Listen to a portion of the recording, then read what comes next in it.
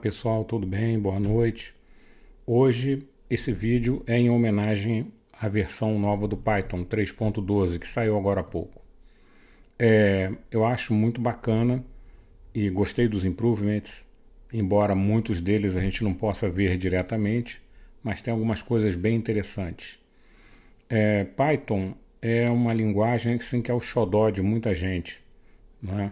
Eu mesmo adoro Python, sou apaixonado por essa linguagem de programação e é coisa recente, porque há pouco tempo atrás eu não era não. Python era sinônimo de desemprego, há uns 7 a 10 anos atrás era sinônimo de desemprego, ninguém usava Python. E o Machine Learning, né, o Big Data, o Machine Learning, Data Science em geral, trouxeram Python à tona. As pessoas começaram a ver que Python dava para fazer muita coisa. A evolução do framework Django também leva as pessoas a verem como é fácil trabalhar com Python. E graças à evolução dos processadores, do próprio CPython, a performance hoje não é tão ruim como era antigamente. Bom, hoje Python é sinônimo de empregabilidade. É uma das é a linguagem de programação mais popular, segundo a lista TIOBE. E tem muito emprego em Python, muita vaga para Python. Eu já trabalhei em Python em empresas internacionais ganhando em dólar. Atualmente eu não estou trabalhando mais com Python, mas tenho colegas que trabalham. Eu trabalho com Python em outros projetos. E a versão 3.12 tem algumas coisas bem interessantes para nós. Eu vou mostrar aqui para vocês no tutorial, que o link está embaixo na descrição do vídeo, tá? Tem muita coisa bacana e tem muitas coisas que vocês não vão ver. Há algum investimento em performance também, em paralelismo, né? O GIL, o famoso GIL, Global Interpreter Lock, agora você pode configurar o GIL por subinterpretador. Com isso não tem mais um GIL global para todas as instâncias. Mas isso hoje só pode ser feito através da CAPI, não através da Python API. O que deve acontecer na versão 3.13. Mas já dá para ser alguma coisa, já dá para fazer alguma coisa, né? E tem alguns improvements na parte de typing também. A gente vai dar uma olhadinha nesse tutorial aqui, eu espero que vocês gostem. Se inscreve no canal, ativa as notificações, me segue nas redes sociais, prestigia esse teu amigo aqui, tá? Eu tenho cursos de Python, o link da Udemy está aí na descrição do vídeo. Eu tenho livro de Python, eu já trabalho com Python há um bom tempo, não só em Data Science, Machine Learning, Big Data, como também com RESTful APIs, com GraphQL, esse tipo de coisa, tá? Bom, vamos lá. Vamos ver o que tem no 3.12. Bom, pessoal, vamos começar aqui o nosso tutorial, tá? O link está aqui, está na descrição do vídeo de vocês também. Esse é um tutorial rápido. Eu peguei a maior parte das informações do release lá no Python.org. Vocês podem ver aqui que tem tudo lá em inglês, bonitinho, tá? E fui traduzindo algumas coisas e fui complementando o que não tem lá. Tem várias PEPs aqui, né? Várias propostas, né, de enhancement, né? Que foram implementadas na versão 3.12. Por exemplo, a sintaxe de parâmetro de tipo e o comando type para você rebatizar tipos, a nova gramática para expressar f-strings, que isso é muito importante. Tem melhorias do interpretador com aquilo do GIL que eu falei para vocês. Monitoração, melhores erros. Eu não falei de tudo aqui em detalhes, tá? Tem essa melhoria no modelo de dados para as classes que implementam o protocolo buffer. Tem uma série de coisas aqui que a gente... isso aqui é interessante. Foi adicionada uma interface de linha de comando para o SQLite 3 e outra para o UID, que ajudam a gente a desenvolver. Melhorias de segurança, melhorias na API C, melhorias na implementação do CPython, tornou o Python um pouco mais rápido, esse Comprehension Inlining para list comprehension, agora ele gera código de maneira mais eficiente. Tem esses recursos de typing, né? O typedit e o typing override, que é muito interessante também. E tem algumas deprecações importantes aqui que podem fazer diferença. A primeira coisa que eu queria falar é sobre a tipagem no Python, tá? Python é uma linguagem de programação de tipagem dinâmica, né? Todo mundo sabe disso. Mas desde a versão 3.5 foi incluído o tal do Type Hints. O que significa isso? O Python agora tem tipagem forte? Não, não tem. Continua não tendo. Type Hints é o que o nome diz. São dicas do tipo de dado, tá? Para que as ferramentas usem, não é para o interpretador Python. O Python não dá a menor importância para o tipo das variáveis, ele continua o mesmo. Ele é uma linguagem de tipagem dinâmica. Tem um exemplo aqui que eu mostrei aqui, ó. Deixa eu dar uma ampliada aqui para ficar melhor de ver. Tá aqui, esse exemplo aqui. Eu criei uma função hello, né, que recebe uma variável name. Pararia aqui. O Python só quer saber isso.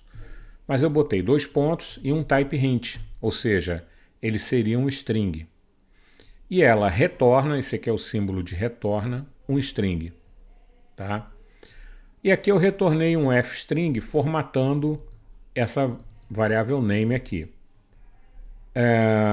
Aqui, ó, estou chamando hello com fulano, tá? Imprimindo a variável, como vai fulano, perfeito. Chamei hello com 1, peraí. Aqui está esperando um string, isso aqui é um número, é um integer, não é? Funcionou.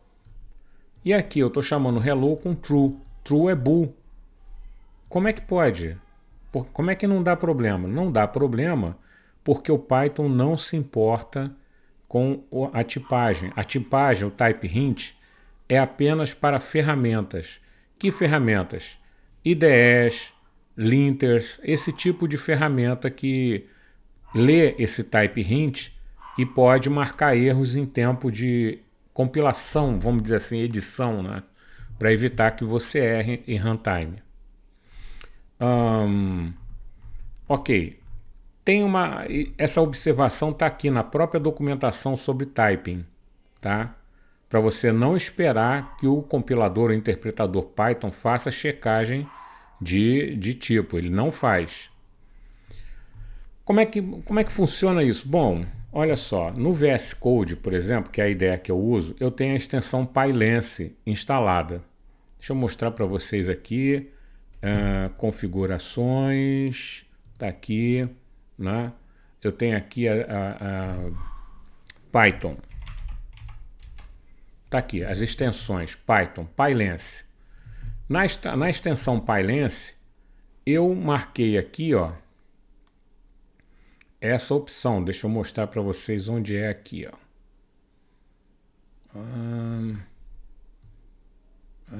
Tá aqui. Type Checking Mode, você pode desabilitar, botar o Basic, tá? Ou Strict, que é mais estrito.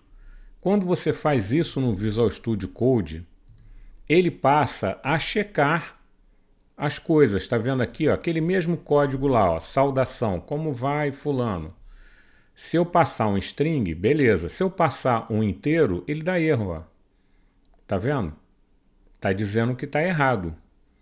O programa vai rodar, vai funcionar. Se eu digitar aqui, ó, Python type.py, ele vai funcionar como se nada tivesse acontecido. A diferença é que no editor já aparece esse erro. E tem ferramentas de lint que verificam isso também e mostram para vocês esses problemas. A mesma coisa acontece aqui com true. Não pode ser true, tá? Isso é o type hint. Ele pode ser aplicado a variáveis também aqui, ó. Tem uma variável lógica do tipo bool, variável inteira do tipo int, variável real do tipo float.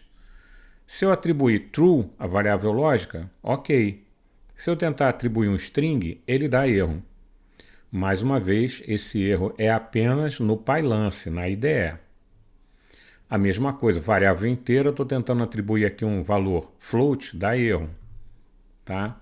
Variável real, ela aceita o inteiro, porque o inteiro é um número real, né? Mas se eu tentar atribuir um string, dá erro.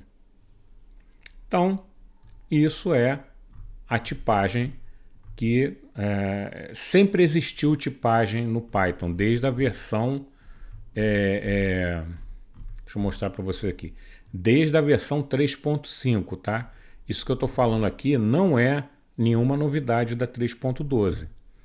Mas para falar da novidade da 3.12, eu precisava falar da tipagem. Muita gente desconhece. Ok. Na versão 3.12, a gente tem o typing. Deixa eu mostrar para vocês aqui, avançar aqui. Mais uma coisa. Isso funciona também para tipos compostos, como list e dict. Isso é do Python 3.5, tá? Eu tenho aqui, ó, lista de compras. Eu importei do type, importei list e dict. Lista de compras é uma list de dict, de string e de float. Ou seja, é uma lista, cada elemento da lista é um dicionário cuja chave é string e o valor é float. E vou criando, ó, compra 1, compra 2, compra 3. Compra 1, sabão em pó, 1. Compra 2, manteiga, 0.5. Compra 3, café, 1.0. Compra X, 1, 2 pontos, true. Ou seja, isso aqui foge desse padrão aqui, tá? Então vamos adicionar. Adicionei compra 1, compra 2, compra 3. Quando eu fui adicionar o compra X, deu erro. Né? Isso é graças ao type checking da versão 3.5. Tá? Eu posso utilizar em classes também, posso utilizar de qualquer coisa. Por exemplo, aqui, ó, essa classe usuário, ela tem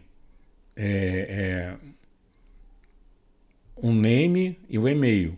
Tá? Criei uma variável do tipo usuário, outra variável do tipo usuário. Posso atribuir a uma variável do tipo usuário uma instância de usuário. Mas não posso atribuir um string. Dá erro. Então isso ainda é a tipagem do Python 3.5. Tá? Sem problema algum. A sintaxe de parâmetro de tipo é uma coisa interessante. Primeiro, ele vem com a criação de tipos, o comando type. O comando type não existia. Tá? Deixa eu achar ele aqui. Type parameter, aqui. Esse comando type não existia em Python. O que eu estou dizendo aqui? Que o type ponto é uma tupla de float. Tá? Então, esse tipo aqui agora é um sinônimo para esse tipo aqui. Se eu criar uma variável do tipo ponto, p ao type hint aqui, ó, ponto, mais uma vez, o Python não vai checar isso. Quem checa são as ferramentas, como o PyLance, por exemplo. E instanciei como uma tupla de float. Beleza. Aqui eu tenho outra variável do tipo ponto, de acordo com o type hint.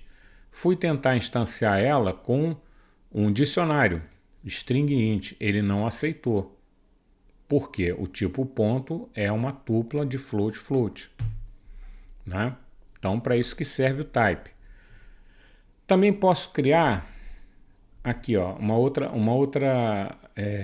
aqui eu criei um type user, que é um dict de string, tá?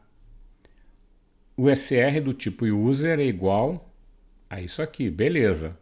Mas se eu criar um outro user e tentar atribuir uma coisa diferente, vai dar erro, tá? Isso é a primeira parte dessa PEP. Agora, tem a segunda parte também, tá? Que é exatamente isso aqui, ó. As classes parametrizadas. Isso existe já há algum tempo, mas você tinha que importar um monte de coisa para poder criar isso no Python. Eles simplificaram muito. Eu vou mostrar para vocês. Classes parametrizadas são esse tipo de coisa aqui, ó. Você está cansado de ver isso em Java, desde os genéricos no Java 1.5, que a gente tem isso, né? Tá cansado, você deve estar cansado de ver isso aí. Então, eu tenho uma classe stack parametrizada com o tipo T. Onde eu colocar T aqui, vai ser esse T aqui, esse tipo, tá? Então eu tenho vários métodos aqui do stack, ó. Tá vendo? Lista de T, element T, retorna T, tá vendo? Tem o pop, push, pick, exempt. Isso aqui é uma implementação de stack que eu criei para funcionar com qualquer elemento. E ela usa uma lista como o armazenamento da stack. Poderia ter usado uma linked list para ficar melhor, mas o código ia ficar muito complexo, né? Não é, e foge do nosso escopo aqui. Aqui eu estou instanciando, ó, int stack igual stack int, isso é o type int, igual stack int vazia. Tá? Isso aqui é o construtor da minha classe, ó. Ele chamou o construtor vazio, porque eu não tenho parâmetro nenhum aqui. Então ele criou uma nova instância de stack parametrizada com o tipo int e atribuiu essa variável aqui. Essa variável só pode receber stack int, porque ela está com type int aqui. Lembrando, mais uma vez, que quem marca esse erro são só as ferramentas. Se você botasse uma outra coisa nessa variável, o interpretador Python não ia reclamar, não. Muito bem, aí eu tenho lá int stack push, print stack exempt, int stack size, int stack pop. Aí eu tentei fazer um push de uma variável float. Tá vendo? Ele não aceita. Por quê? O tipo que eu coloquei aqui, que eu parametrizei, é int. Aqui, ó, int. Então todas as assinaturas estão recebendo ou devolvendo int. Se eu tentar usar um float, ele não vai deixar. Quem não vai deixar? A ferramenta PyLance ou o linter que você está usando. O Python aceita, numa boa, sem problema nenhum. Eu posso até rodar aqui, ó, Python PEP 695. O microfone fica bem na frente do teclado, fica difícil de ver. Tá lá. Funcionou numa boa, apesar desse erro aqui, ó. Porque esse erro não é um erro do Python, isso é um erro do PyLance com base no type int. Então isso aqui que é o type parâmetro, ó. Tá vendo? Nós temos o comando type para renomear tipos e temos a parametrização simplificada. Você vê que eu não estou importando nada aqui. Se eu fosse usar isso na versão anterior, eu teria que importar type, não sei o que, papapá. Aqui eu não preciso fazer nada disso. Tá? É muito interessante para a criação de generics ou template classes, né, do C++. Não é exatamente a mesma coisa, mas é um conceito parecido. O que mais? Melhorias na gramática. Na versão, acho que 3.4 ou 3.6 foi lançado o f-string, que é você botar um F na frente do string e poder interpolar strings. Tá? Eu tenho aqui esse código aqui, ó, tá? Por exemplo, isso aqui, ó. User é um dicionário, né? Print F, user ID, e estou fazendo a interpolação aqui, pegando o atributo ID. Isso daria erro no Python anterior, porque você está usando aspas dentro de aspas. Tá? Uma bobeira danada, mas daria erro para você sim. Agora, com essa versão, você pode fazer isso que não dá problema nenhum. Tá? Python... desculpa. Python... Ai, meu Deus.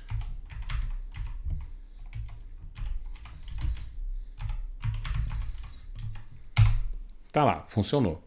Se eu pegar esse mesmo código aqui, colocar no Python, por exemplo, no MyCompiler, que ainda é Python 3.11. Aqui, ó, mycompiler.io, Python. Isso aqui é Python 3.11, tá? Tá lá, ó. Se eu colar isso aqui, eu vou tomar um erro. Olha lá. Tá vendo? Então eles melhoraram a gramática do Python no que toca aos f-strings. A Standard Library tem um monte de novidades também. Uma novidade bem interessante é a linha de comando para o SQLite 3. Eu posso chegar aqui, por exemplo, isso aqui é um terminal, tá?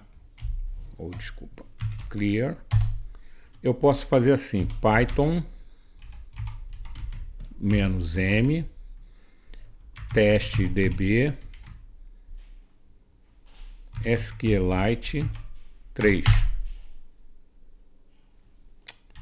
Desculpa, gente, esse microfone na frente me atrapalha muito, mas não tem jeito. Pronto, ele criou um teste DB aqui, SQLite 3, e abriu uma console. Aí eu posso dar aqui, ó, create table user id int primary key name varchar 50 e fechar, ponto e vírgula, criou a tabela. Aí eu posso dar insert into user id name values 1 fulano.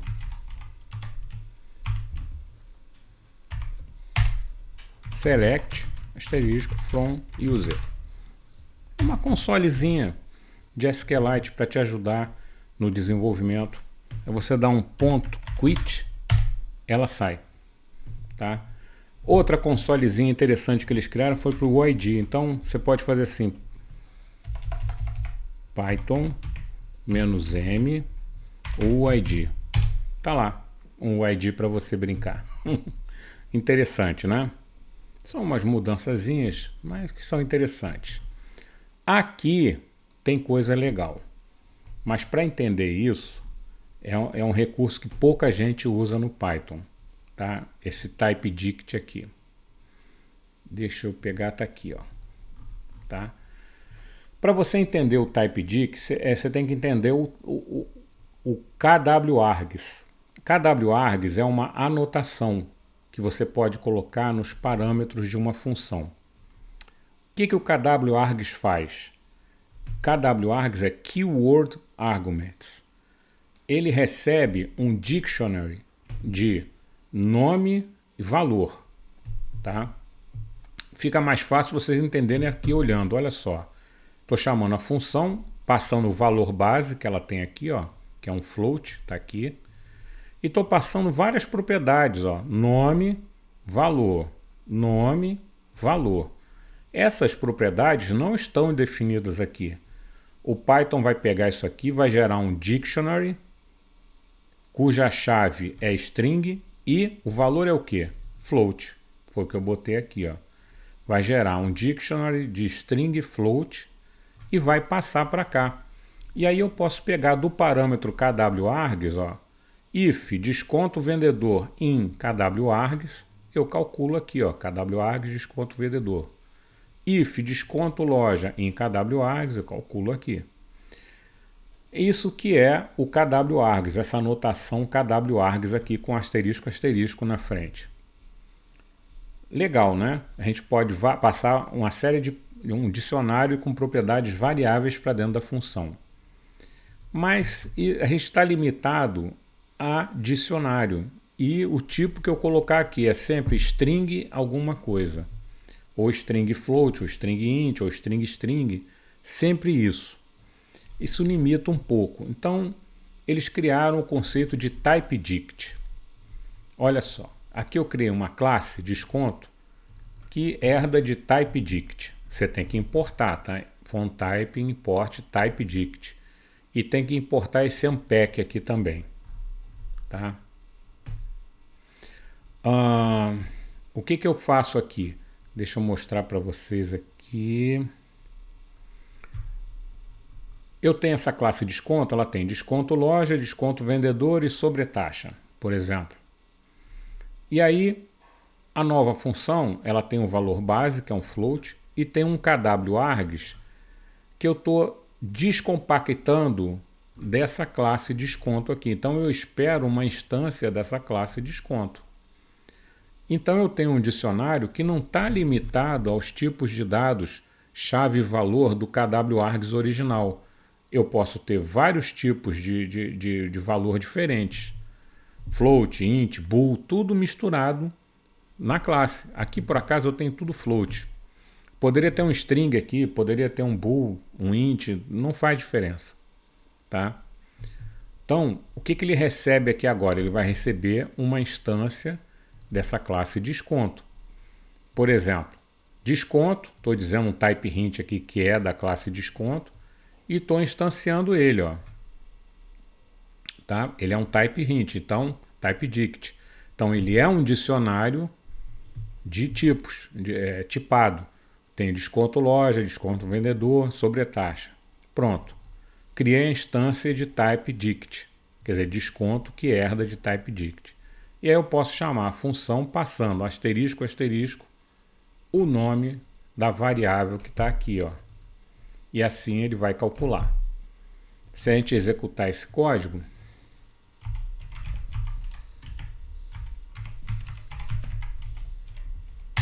olha lá, né?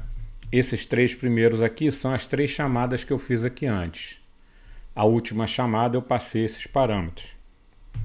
E esse aqui é dessa chamada aqui. Ó. Tá? Qual é a diferença? Aqui, como eu disse que é float, ele está esperando um dicionário com chave string, valor float. Não tem como fugir disso. Aqui ele está esperando uma classe. Tá? As propriedades dessa classe poderiam ser de tipos diferentes. Na verdade, isso é um dicionário, né? Poderiam ser de tipos completamente diferentes. Aqui poderia ser um float, aqui um int, aqui um bool, né? Desde que tivesse definido direitinho aqui. Tá? Essa é a vantagem desse improvement no kwargs aí que eles fizeram. Tá? Bom, são mudanças interessantes que vão impactar você no seu dia a dia no Python, né? Que você vai se beneficiar disso. Eu acho que a mais importante, né, é essa aqui, sem dúvida alguma, essa facilidade de você criar, né, classes parametrizadas aqui. Espero que você tenha gostado, que você use bastante isso, tá? Desculpe pelos cachorros latindo, mas não tem jeito, às vezes não tem jeito. Um abraço, boa noite.